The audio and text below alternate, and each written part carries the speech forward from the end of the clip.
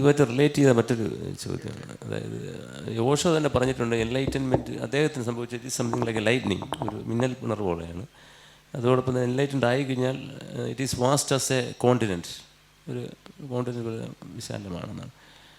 അതുപോലെ സ്വാമി വിവേകാനന്ദൻ അദ്ദേഹത്തിൻ്റെ ശരീരം ഉപേക്ഷിക്കുന്ന കുറച്ച് കാലം മുമ്പ് തന്നെ ശിഷ്യന്മാരോട് പറഞ്ഞിട്ടുണ്ട്, എൻ്റെ ബോധം ഞാൻ വളരെ എക്സ്പാൻഡ് ചെയ്തുകൊണ്ടിരിക്കുകയാണ്, അത് എക്സ്പാൻഡ് ചെയ്യുന്നതനുസരിച്ച് എൻ്റെ ശരീരത്തിൽ എനിക്ക് നിർത്താൻ വളരെ പ്രയാസമാണ്, അതുകൊണ്ട് ഞാൻ കുറച്ച് ദിവസം കഴിയുമ്പോൾ ഇത് ഉപേക്ഷിക്കാൻ ഉണ്ട് സാധ്യതയുണ്ട്. അപ്പോൾ ഇവിടെ ഈ എക്സ്പാൻഡ് ചെയ്യുന്നത് ബുദ്ധൻ്റെ മനസ്സാണോ അത് വേറെ ഏതെങ്കിലും ഫാക്കൽറ്റിയാണോ?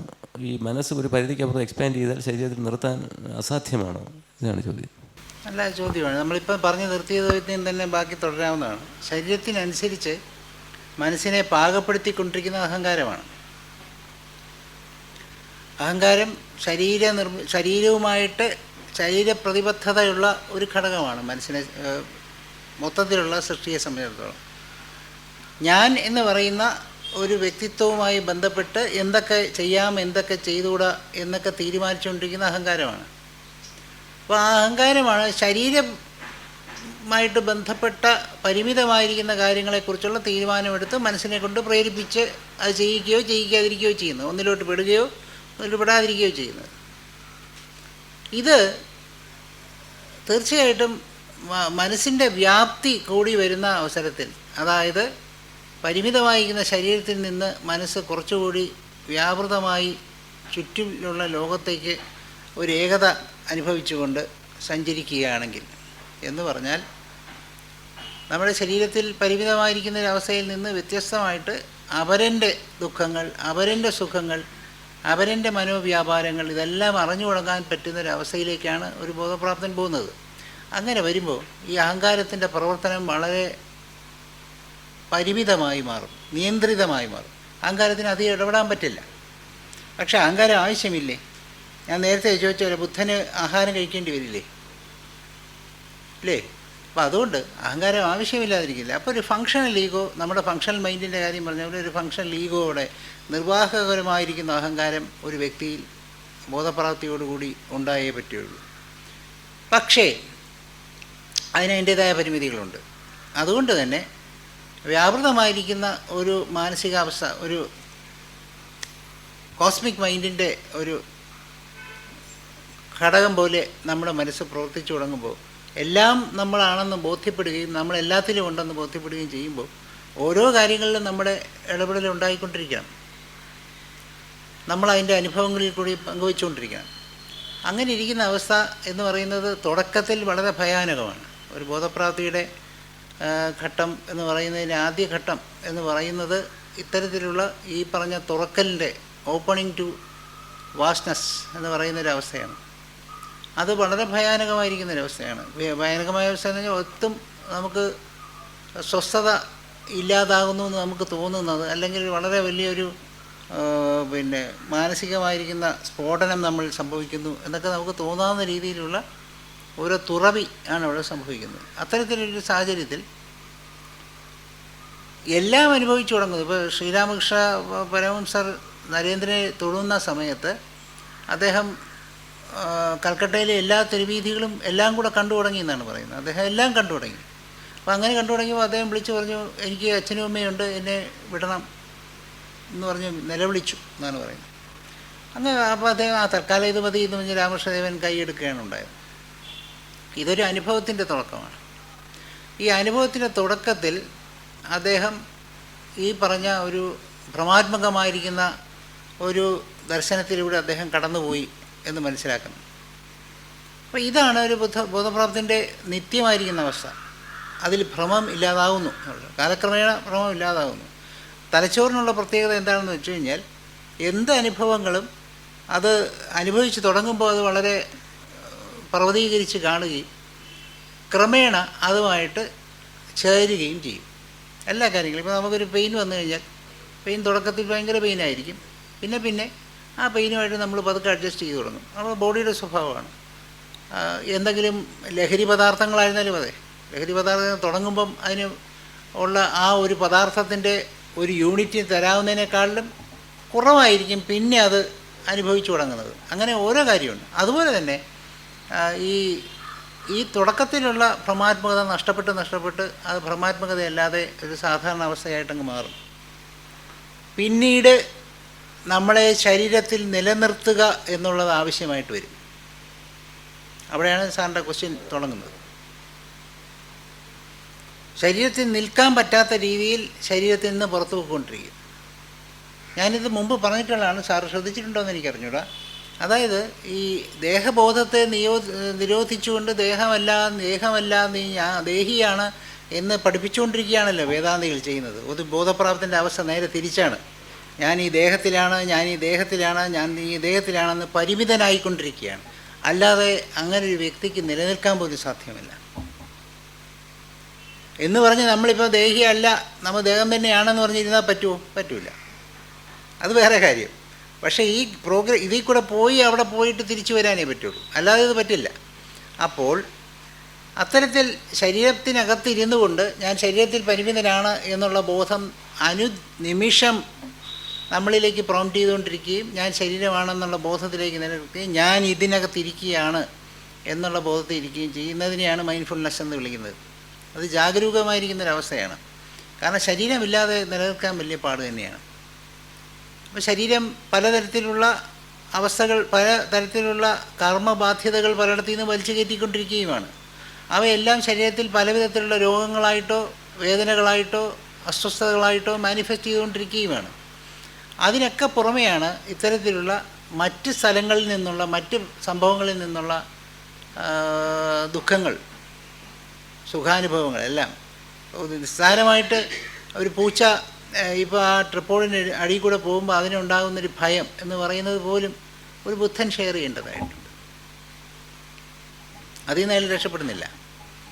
അപ്പോൾ എവിടെയൊക്കെ നമ്മുടെ മനസ്സ് ഇൻവെസ്റ്റ് ചെയ്യുന്നുവോ അവിടെയൊക്കെ നമ്മൾ ദുഃഖം അനുഭവിക്കുന്നു എന്നാണെങ്കിൽ അങ്ങനെ ഇൻവെസ്റ്റ്മെൻറ്റ് വാസ്തവത്തിൽ ബുദ്ധൻ ചെയ്യുന്നുണ്ടോ? ഇല്ല. കാരണം അതൊരു കോസ്മിക് മൈൻഡാണ്. ആ കോസ്മിക് മൈൻഡ് എല്ലാത്തിലും വ്യാപരിച്ചിരിക്കുന്നത് കൊണ്ട് ഇതിനെ പ്രത്യാഹരിച്ച് തൻ്റെ ശരീരത്തിൽ നിർത്തുക എന്നുള്ളൊരു വളരെ പണിപ്പെട്ട ഒരു നിയോഗമാണ് ബുദ്ധനുണ്ടാകുന്നത്. ബുദ്ധൻ ആ ശരീരത്തിനകത്തേക്ക് ചുരുക്കുന്നു തന്നെ. അതുകൊണ്ടാണ് ഈ ശരീരവുമായിട്ട് പ്രാധാന്യം കൊടുക്കുന്നതിന് കാരണം. ബുദ്ധന്മാരുടെ ശരീരം എന്ന് പറയുന്നത് നമ്മളെല്ലായിടത്തും വ്യാപിച്ചിരിക്കുകയാണല്ലോ, പിന്നെ നമ്മളവരെ കാണേണ്ട കാര്യം എന്ത് എന്നൊക്കെ സ്വാഭാവികമായിട്ടും തോന്നും. പക്ഷേ ഈ ശരീരത്തിന് ഒരുപാട് പ്രാധാന്യമുണ്ട്. ആ ശരീരം സമ്പൂർണ്ണമായിരിക്കുന്നൊരു ചൈതന്യമാണ് ആ ശരീരത്തിൽ നിലനിൽക്കുന്നത്. അതാണ് അതിൻ്റെ വ്യത്യാസം. അതുകൊണ്ടാണ് ഈ സമാധികളിലൊക്കെ ആൾക്കാർക്ക് അതിൻ്റേതായ വൈബ്രേഷൻ തോന്നുക, സന്തോഷം തോന്നുക, അല്ലെങ്കിൽ അതിൻ്റേതായ ആധ്യാത്മിക അനുഭവങ്ങൾ തോന്നുക എന്നൊക്കെ പറയുന്നതിന് കാര്യത്തിൽ ആ ശരീരം ഇവിടെ നിലനിൽക്കുന്നു എന്നുള്ളതാണ്. ആ ശരീരത്തിൽ എനർജി സൂക്ഷിക്കുന്നുണ്ട്. അത് എങ്ങനെ ഏത് രൂപത്തിൽ പോയാലും ശരി, ജീർണിച്ചു കഴിഞ്ഞാലും ഇല്ലെങ്കിലും അതുമായിട്ടൊരു ബന്ധമൊന്നുമില്ല. കാരണം പഞ്ചഭൂതാത്മകമായ ശരീരം പഞ്ചഭൂതാത്മകമായിരിക്കുന്ന മറ്റേതെങ്കിലും അവസ്ഥയിൽ അവിടെ തന്നെ തുടരുന്നുണ്ട്. ഖരപദാർത്ഥമായിട്ട് പൃഥ്വിയുടെ രൂപത്തിൽ, അതായത് ശരീരത്തിൻ്റെ രൂപത്തിൽ തന്നെ നിലനിർത്തണം എന്ന് നിർബന്ധമൊന്നുമില്ല. അത് വേറെ കാര്യം. അതിനെ ജീർണതയുടേതായ കാലഘട്ടങ്ങളിൽ കൂടെ പോയേക്കുള്ളൂ, അതിൻ്റെ അവസ്ഥകളിൽ കൂടെ പോയേക്കുള്ളൂ. പക്ഷേ ജീർണിച്ചാലും എന്തോന്നാണ് ആകാൻ പോകുന്നത്? വീണ്ടും പഞ്ചഭൂതാത്മകമായിരിക്കുന്ന എന്തെങ്കിലും ആയിരിക്കും, ഒരു വാതകമോ അല്ലെങ്കിൽ ദ്രാവകമോ എന്തെങ്കിലും ആയിരിക്കും. അഗ്നിയുടെ സ്വരൂപത്തിൽ പ്രാപിച്ചുകൊണ്ട് അഗ്നിയോ തേജസ്സോ എന്തെങ്കിലും ആയിട്ടവിടെ. അപ്പോൾ ആ എനർജി അങ്ങനെ നിലനിൽക്കുന്നുണ്ട്. അതുകൊണ്ടാണ് അതിന് പ്രാധാന്യം ഉണ്ടായിരിക്കുന്നത്. കാരണം വേറൊന്നും കൊണ്ടല്ല. ആ സമ്പുടമായിരിക്കുന്ന, ആ വ്യാപകമായിരിക്കുന്ന ഒന്നിനെ സമ്പുടമാക്കി ഇതിനകത്ത് ബലമായിട്ട് സൂക്ഷിച്ചുകൊണ്ടിരിക്കുന്നു എന്നുള്ളതുകൊണ്ട് ആ ശരീരത്തിന് വളരെയധികം ചൈതന്യവത്തായിരിക്കുന്ന പ്രാധാന്യം അതിനകത്തുണ്ടായിരിക്കും. അപ്പോൾ അതുകൊണ്ട് തീർച്ചയായിട്ടും ആ പ്രക്രിയ, ഇങ്ങനെ പിടിച്ചു നിർത്തുന്ന പ്രക്രിയ ഉള്ളതുകൊണ്ട് ഒരിക്കലും ഈ വാസ്റ്റ്നെസ് എന്ന് പറയുന്നത് ഒരു ഉപദ്രവമായിട്ട് മാറുന്നില്ല. അല്ലെങ്കിൽ ഉപദ്രവമാണ്, തുടക്കത്തിലൊരു ഉപദ്രവം തന്നെയാണ്. എല്ലാം കണ്ടു തുടങ്ങുന്ന അവസ്ഥ, എല്ലാത്തിലും നമ്മൾ അറിയുന്ന അവസ്ഥ. കൃഷ്ണമൂർത്തി പറയുന്നുണ്ടല്ലോ, അദ്ദേഹത്തിൻ്റെ ആ ആദ്യത്തെ സ്റ്റേജിനകത്ത് അദ്ദേഹം കാറിനകത്തിരിക്കുന്ന ആളുകളായിട്ടും ഈ റോഡിൽ കൂടെ പോകുന്ന ഓരോ കാര്യങ്ങളിലും അദ്ദേഹത്തിൻ്റെ ആ ആത്മഭാവം അദ്ദേഹം കണ്ടതായിട്ട് അദ്ദേഹം റെക്കോർഡ് ചെയ്തിട്ട് ഞാൻ ഈ അടുത്ത കാലത്ത് വായിച്ചു. അതാണ് സംഭവിച്ചുകൊണ്ടിരിക്കുന്നത്. എന്തുകൊണ്ടാണ് അത് സംഭവിച്ചുകൊണ്ടിരിക്കുന്നതെന്ന് വെച്ച് കഴിഞ്ഞാൽ ഇത്തരത്തിലൊരു ബന്ധം അവിടെ വരുന്നതുകൊണ്ട് ആ ബന്ധം അനുഭവിച്ചു തുടങ്ങുക എന്നുള്ളതാണ്. ഇത് തുടക്കത്തിൽ ഒരു നെഗറ്റീവായിട്ടൊരു കണ്ടീഷനായിട്ടാണ് തോന്നുന്നത്. കാരണം ഒരിക്കലും ഒരു സാധാരണ മനസ്സിനെ താങ്ങാൻ വെക്കുന്നൊരു അവസ്ഥയല്ല. എൻ്റെ ഗുരുവിനോട് ഒരാൾ ചോദിച്ചു, എനിക്ക് ആ മനസ്സിനെ എന്ന് എനിക്ക് അനുഭവിക്കാൻ വേണമെന്ന് പറഞ്ഞു. ഒരു പ്രശസ്തനായിരിക്കുന്ന ഭക്തനാണ്. അദ്ദേഹം പറഞ്ഞു, തീർച്ചയായിട്ടും ഒരു 2 ദിവസം നിൻ്റെ കയ്യിലിരുന്നോട്ടെ എന്ന് പറഞ്ഞു. 2 മണിക്കൂർ പോലും അയാൾക്ക് താങ്ങാൻ പറ്റിയില്ല. കാരണം അയാൾ കാണുന്ന ലോകത്തുള്ള ദുഃഖങ്ങളും കരച്ചിലുകളും കൊലപാതകങ്ങളും ആണ് കൂടുതലായിട്ട് കാണുന്നത്. അയാളുടെ മനസ്സ് ദുഃഖങ്ങളെക്കുറിച്ച് ഭയന്നിരിക്കുന്നവർ അത് കണ്ടുകൊണ്ടിരിക്കും.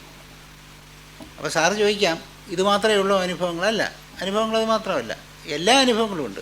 പക്ഷേ നമ്മുടെ മനസ്സ് ഭയപ്പെടുന്നത് മുഴുവൻ ദുഃഖങ്ങളെയാണ്.